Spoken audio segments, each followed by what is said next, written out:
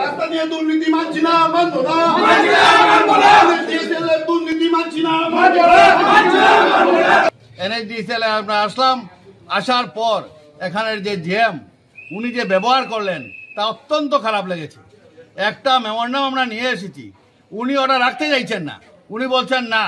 এবং তারপরও তিনি কংগ্রেস পার্টিকে তিনি বলছেন না, কংগ্রেস পার্টি এটা আমি রাখবো। এইসব কথাটা ঠিক নয়। ডিসিও মেমোরান্ডাম রাখেন, কিন্তু আজকে ইনি যেভাবে এটা করলেন আমি এটা সাংঘাতিক বাজে আমি ধরে নিচ্ছি। মেমোরান্ডাম দিতে এসেছি জয়াজীর্ণ রাস্তার জন্য কংগ্রেস পার্টি যে আন্দোলন চালিয়ে যাচ্ছে তার জন্য আজকে আমরা এখানে এসেছি মেমোরান্ডাম দিতে। আমরা দেখেছি 2 দিন আগে যেখানে রাস্তা রিপেয়ারিং করা হয়েছে, ব্ল্যাক টপিং গুলো আমাদের হাতে চলে এসেছে, আপনারা ছিলেন সেখানে।